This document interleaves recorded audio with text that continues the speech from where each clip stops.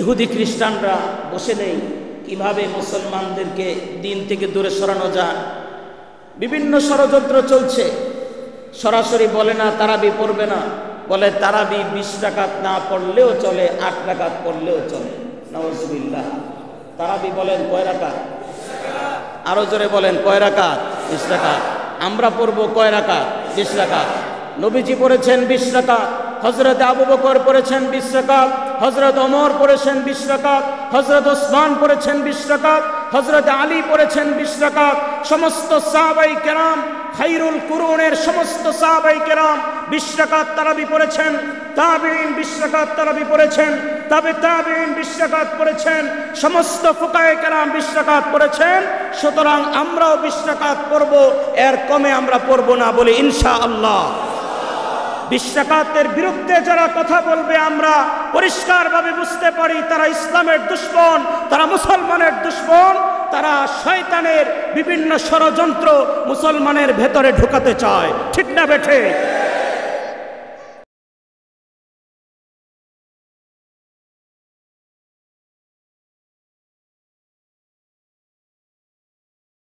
আজকে আল্লাহর রহমতের বৃষ্টি আমাদের উপরে নাজিল হচ্ছে। সুবহানাল্লাহ। আজকে আমার আল্লাহ খুশি, আমরাও খুশি, বলেন সুবহানাল্লাহ। আর শয়তান আজকে বড় বেজার। ঠিক না বেঠি? শয়তান বেজার, কারণ শয়তান জানে যে বান্দারা যখন এভাবে বসে আল্লাহকে ডাকে, আল্লাহর রহমতের বৃষ্টি শুরু হয়ে যায়, আল্লাহ তাআলা তখন আর বান্দার গুনাহের দিকে তাকায় না, আল্লাহ তাআলা ব্যাপকভাবে বান্দাদেরকে মাফ করতে থাকে। সুবহানাল্লাহ। শয়তান বেজার হতে থাকে। শয়তান আরো বেজার হবে যেহেতু রমজান মাস আসতেছে। রমজান আসলে কে বন্দী থাকে? শয়তান। শয়তান বন্দী থাকে ঠিক, কিন্তু কিছু মানুষের মাথার উপরে শয়তান কিছু কুবুদ্ধি দিয়া তারপরে এখান থেকে বিদায় হয়। ঠিক না বে ঠিক? আজকের এই যে শবে বরাত, আপনাদের সামনে 2টি হাদিস আমি তেলাওয়াত করেছি। একটি হাদিস হলো সহিহ ইবনে হিব্বানের 5665 নম্বর হাদিস, সহিহ হাদিস, যে হাদিসে নবীজি বলেছেন আল্লাহ তাআলা শুধু মুশরিক এবং হিংসুক ছাড়া সমস্ত মানুষকে ব্যাপকভাবে মাফ করে দিবেন। সুবহানাল্লাহ। তারপরেও এক শ্রেণীর আহলে হাদিস নামধারী মানুষ বাংলাদেশে প্রোপাগান্ডা ছড়ায় যে শবে বরাত বলতে এই লাইলাতুন নিসফি মিন শাবান বলতে কোনো কিছু নাই। বলেন নাউজুবিল্লাহ। তারপরে কিছুদিন আগে দেখলাম তাদেরই এক শায়েখ বলছে যে আপনারা মদিনা শরীফ গিয়ে কেন রওজা শরীফে যান? রওজা শরীফে গেলে কোনো সওয়াব নাই। নাউজুবিল্লাহ। রিয়াজুল জান্নায় গিয়ে কেন আপনারা নামাজ পড়ার জন্য যান? রিয়াজুল জান্নায় গিয়ে নামাজ পড়া বেদাত। নাউজুবিল্লাহ। অথচ নবীজি বলেছেন মা বাইনা বাইতি ওয়া মিম্বারি রাউযাতুম মিন রিয়াদিল জান্নাহ। আমার কবর এবং আমার মিম্বারের মাঝের যেই জায়গাটুকু আছে, এই জায়গাটা ডাইরেক্ট আল্লাহ পাক জান্নাত থেকে দুনিয়ায় প্রেরণ করেছে। সুবহানাল্লাহ। এটা জান্নাতের একটি অংশ, জান্নাতের বাগান। আল্লাহ আমাদেরকে সেখানে গিয়ে নামাজ পড়ার তৌফিক দান করেন। সবাই বলি আমিন। যারা মদিনা শরীফ গিয়েছেন তারা হয়তো নামাজ পড়ার সৌভাগ্য হয়েছে, আল্লাহ যেন বারবার পড়ার তৌফিক দেন। আমিন। ইহুদি খ্রিস্টানরা বসে নেই কিভাবে মুসলমানদেরকে দিন থেকে দূরে সরানো যায়। বিভিন্ন ষড়যন্ত্র চলছে। সরাসরি বলে না তারাবি পড়বে না, বলে তারাবি 20 রাকাত না পড়লেও চলে, 8 রাকাত পড়লেও চলে। নাউজুবিল্লাহ। তারাবি বলেন কয় রাকাত? আরো জোরে বলেন কয় রাকাত? 20 রাকাত। আমরা পড়বো কয় রাকাত? 20 রাকাত। নবীজি পড়েছেন 20 রাকাত, হযরত আবু বকর পড়েছেন 20 রাকাত, হযরত ওমর পড়েছেন 20 রাকাত, হযরত ওসমান পড়েছেন 20 রাকাত, হযরত আলী পড়েছেন 20 রাকাত। সমস্ত সাহাবায়ে কেরাম, খায়রুল কুরুনের সমস্ত সাহাবায়ে কেরাম 20 রাকাত তারাবি পড়েছেন। তাবেঈন 20 রাকাত তারাবি পড়েছেন। তাবেঈন 20 রাকাত পড়েছেন। সমস্ত ফুকায়ে কেরাম 20 রাকাত পড়েছেন। সুতরাং আমরাও 20 রাকাত পড়ব, এর কমে আমরা পড়ব না, বলি ইনশাআল্লাহ। 20 রাকাতের বিরুদ্ধে যারা কথা বলবে আমরা পরিষ্কারভাবে বুঝতে পারি তারা ইসলামের দুশমন, তারা মুসলমানের দুশমন, শয়তানের বিভিন্ন ষড়যন্ত্র মুসলমানের ভেতরে ঢুকাতে চায়, ঠিক না বেঠে? বিভিন্ন মসজিদে এখন এই ফিতনা শুরু হয়েছে। 8 রাকাত পড়ে লাভ মেরা বের হয়ে যায় কয়েকজন, এমন বুঝা বুঝে, হুজুরে কি বুঝে, আমি ইউটিউব মৌলবীর কাছ থেকে শিখে আসছি। এরকম আছে না? এমন পণ্ডিত বাইরে গিয়ে সিগারেট খায়, বাইরে দাঁড়ায় দাঁড়ায় টিভি দেখে, বহুত কাজ, নাটক দেখে, সময় নষ্ট হয় না। মসজিদে আসলে 8 রাকাত পড়া মানুষের ঘাড়ের উপর দিয়া চলে যায় আর বলে আমি শিখছি, ওই ইউটিউব থেকে শিখে নিয়েছি, হুজুরের কথা দেখার দরকার নেই। বলেন না নাউজুবিল্লাহ। এগুলো সরাসরি ইহুদি খ্রিস্টানের ষড়যন্ত্র, ঠিক না বেঠিক? গত বছর আপনারা দেখেছেন ফিলিস্তিনে যখন হামলা হয়েছে, লক্ষ লক্ষ মুসলমান যখন শহীদ হচ্ছে, ছোট ছোট বাচ্চারা কাতরাচ্ছে বোমার আঘাতে, তখন এই সমস্ত আলে হাদিস শায়েখরা তারা ইহুদিদের বিরুদ্ধে কথা না বলে মুসলমান ফিলিস্তিনের হামাসের বিরুদ্ধে তারা কথা বলছে। আমরা সেদিন আমি সারা বাংলাদেশ ঘুরে ঘুরে বলেছি, যারা এত বড় হামলা করার পরেও, হাজার হাজার মুসলমানের রক্ত ঝরার পরেও, হাজার হাজার মুসলমানের বাড়িঘর ধ্বংসস্তূপে পরিণত হওয়ার পরেও ইহুদিদের বিরুদ্ধে কথা বলে না, 20 রাকাতের বিরুদ্ধে কথা বলে, মুনাজাতের বিরুদ্ধে কথা বলে, শবে বরাতের বিরুদ্ধে কথা বলে, তারা সরাসরি ইহুদিদের দালাল।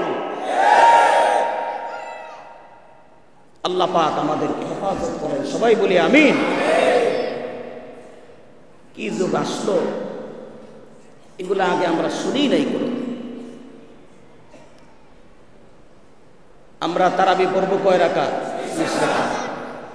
আমি প্রায় কথা বলে থাকি, এভাবে মাইনাস করতে করতে মোনাজাত লাগবে না, বলে মোনাজাতও করা লাগবে না, সম্মিলিত মোনাজাত বেদাত, বলে টুপিও লাগবে না, না পড়লেও চলবে। এরপরে বলে জুমার আগে সুন্নত না পড়লেও চলবে। নাউজুবিল্লাহ।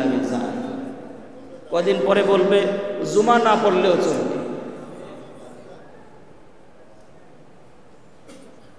এক মুরব্বী, আপনাদেরকে শুনিয়েছিলাম, এক মুরব্বী একবার শখ করে একটা ফুল প্যান্ট কিনে আনছে, আনার পর তার স্ত্রীকে বলছে প্যান্টটা একটু বেশি বড় হয়ে গেছে, টাকনুর নিচে চলে যায়, একটু কাইটা দিব। বলছে আমার এই বয়সে কাটতে গেলে কেমন না কেমন হয়, আমি পারবো না। মেয়ের কাছে গিয়ে বলছে, মেয়ে বলছে আমার সামনে পরীক্ষা, আমার বাবা কাটার সময় নেই। বৌমাকে গিয়ে বলছে, বৌমা বলছে আপনার নাতিদেরকে পালতে পালতেই তো আমার সময় শেষ, আমি কোন সময় প্যান্ট কাটবো। মুরব্বী মনে কষ্ট নিয়ে ঘুমায় গেছে। তারপরে ওনার ওয়াইফের মনে হলো, হারি এই বয়সে একটা প্যান্ট কিনে আনছে, সব কইরা এটা না কাটলে কেমন দেখা যায়, একটু কাইটা রেখে যায়। উনি গিয়ে কাইটা রেখে আসছে। কতক্ষণ পরে বৌমার মনে হলো, আহারে শ্বশুর আব্বা এই বয়সে একটা প্যান্ট কিনে আনলো, আদেশটা মানলাম না, একটু কাইটা রেখে আসি। উনি গিয়ে কাইটা আসছে আরো 6 ইঞ্চি।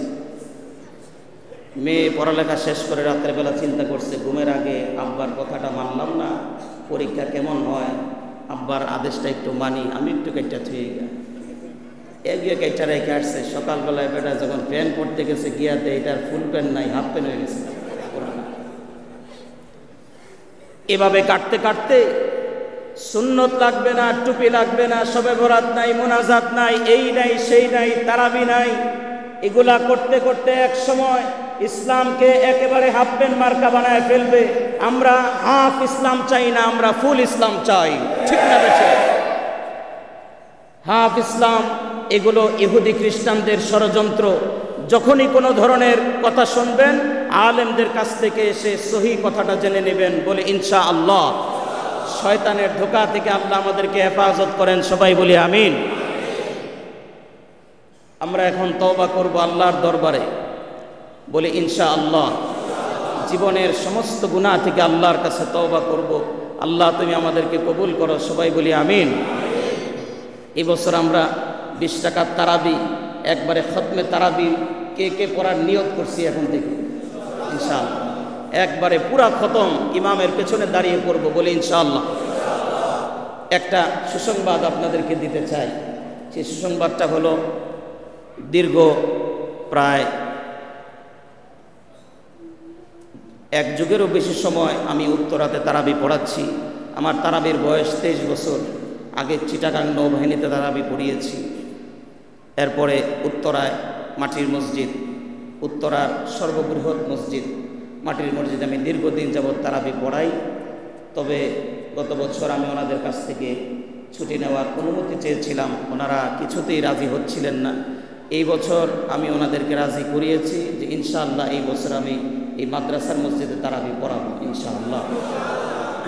আপনারা সবাই পড়বেন তো ইনশাআল্লাহ? আমি আপনাদের কাছে রমজানে থাকবো, আল্লাহ যদি আমাকে সুস্থ রাখেন, হায়াত দেন, আমরা প্রাণ ভরে কোরআন তেলাওয়াত শুনবো ইনশাআল্লাহ। উত্তরা মাটির মসজিদে দূর দূরান্ত থেকে বিভিন্ন মানুষজন তারাবি পড়ার জন্যে আসতো।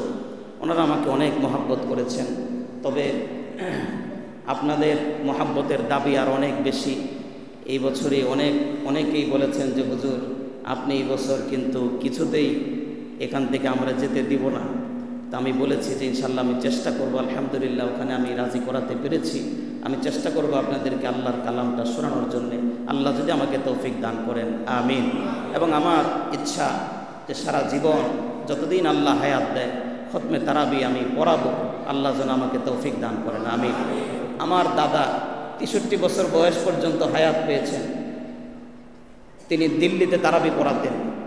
পরবর্তীতে যখন বাংলাদেশে এসেছেন তিনি ভারতেই পড়াশোনা করেছেন, দেওবন্দ মাদ্রাসায়। থানবী রহমতুল্লাহি আলাইহের সরাসরি ছাত্র ছিলেন।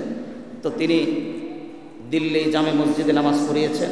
পরবর্তীতে বাংলাদেশে যখন এসেছেন বাংলাদেশে তারাবি পড়িয়েছেন। আমার বাবা বলেছেন তোমার দাদা এই 63 বছর বয়স পর্যন্ত যতদিন আল্লাহ হায়াত দিয়েছেন একা তিনি 20 টাকার তারাবি মানুষদেরকে পড়িয়েছেন, সুবহানাল্লাহ। এবং আমার জ্যাঠা ছিলেন, বড় জ্যাঠা ইন্তেকাল করেছেন, উনি বেঁচে ছিলেন 72 বছর বয়স পর্যন্ত। এই 72 বছর বয়স পর্যন্ত উনি একটানা 20 টাকার তারাবি পড়িয়েছেন, সুবহানাল্লাহ। তো আমার বংশে এখনও, আমাদের বংশে প্রায় 50 জনের উপরে হাফেজ জীবিত এখনও আছে, আলহামদুলিল্লাহ। তো আপনারাও সন্তানদেরকে হাফেজ বানানোর জন্য নিয়ত করবেন, আলেম বানানোর জন্য নিয়ত করবেন। অনেকেই সন্তানদেরকে হাফেজ আলেম বানাচ্ছেন। আল্লাহ যেন এমন সন্তান রেখে যাওয়ার তৌফিক দান করেন যেই সন্তান আপনার মৃত্যুর পরে কোরআন তেলাওয়াত করে দোয়া করবে। এমন সন্তান আমরা রাখতে চাই তো ইনশাআল্লাহ। আল্লাহ তুমি কবুল করো, সবাই বলি আমিন। প্যারে হাজরিন,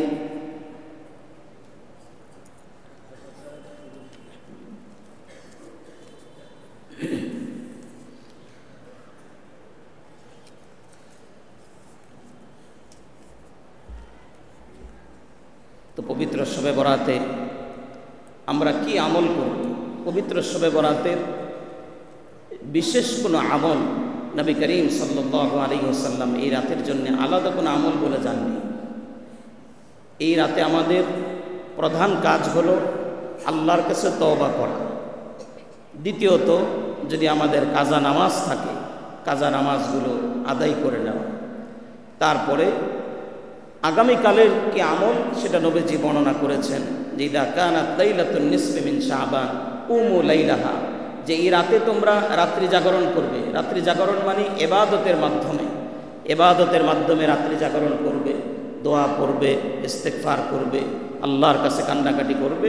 ওয়াসুমু নাহারাহা, আর পরের দিন তোমরা সবাই রোজা রাখবে। আমরা রোজা রাখতে পারবো তো ইনশাআল্লাহ? আল্লাহ আমাদেরকে কবুল করেন, আমিন।